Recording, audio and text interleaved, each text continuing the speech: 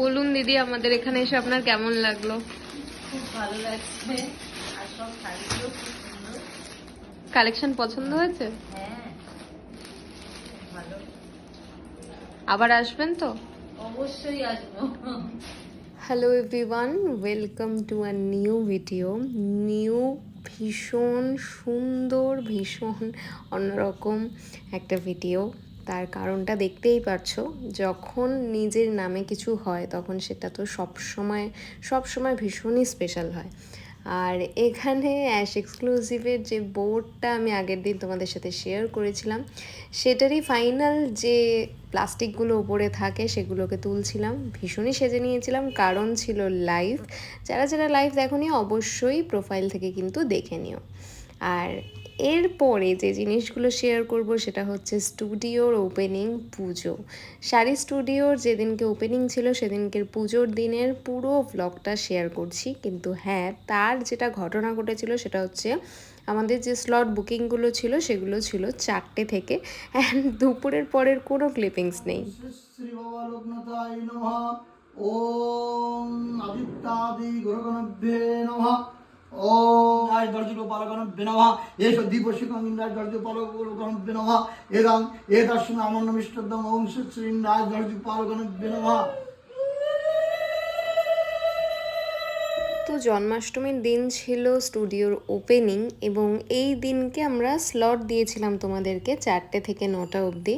তো যখন তার সাথে সাথে কিছু যারা খুব ক্লোজ রিলেটিভস ছিল তাদের বলা হয়েছিল আসার জন্য, আশীর্বাদ করার জন্য।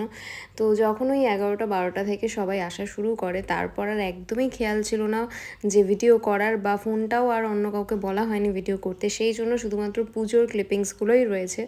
আর আমার মনে হয় যে যে কোনো সময় এই পুজোর ক্লিপিংসগুলো দেখতে বা মন্ত্রটা শুনতে খুবই ভালো লাগে, সেই জন্যই ভিডিওটা রাখলাম, ডিলিট করে দিলাম না। আর যেহেতু খুব স্পেশাল দিন, তো চেয়েছিলাম যেটুকু ক্লিপিংস রয়েছে সেটুকু যেন আমার কাছে থাকে।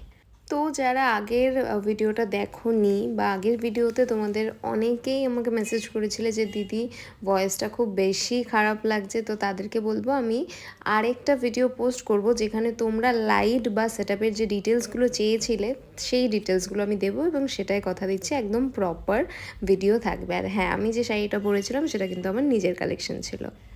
তো অবশ্যই তোমরা জানিও যে স্টুডিওটা কেমন লাগছে, সাজানোটা কেমন হয়েছে, কারণ তোমাদের মন্তব্য, তোমাদের প্রত্যেকটা ইচ অ্যান্ড এভরি কমেন্ট কিন্তু আমার কাছে খুবই মূল্যবান।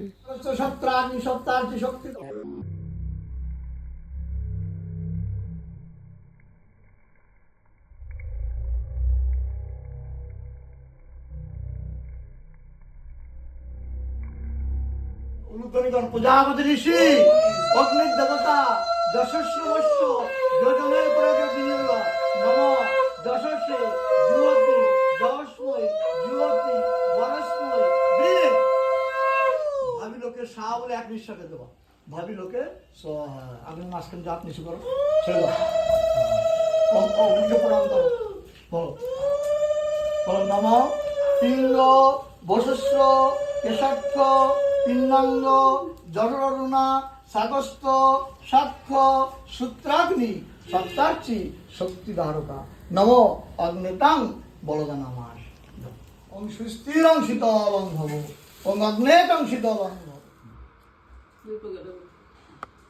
হরিতকি ফলং এইভাবে হরিতকি ফলং দক্ষিণামিদং কাঞ্চনমূল্যং শ্রী বিষ্ণুর দৈবতাম অর্চিতম। আমাকে দিয়ে বলো যথাসম্ভব গোত্র নাম্নে ব্রাহ্মণায়ং অহং দদামি এবং সম্ভ্রম।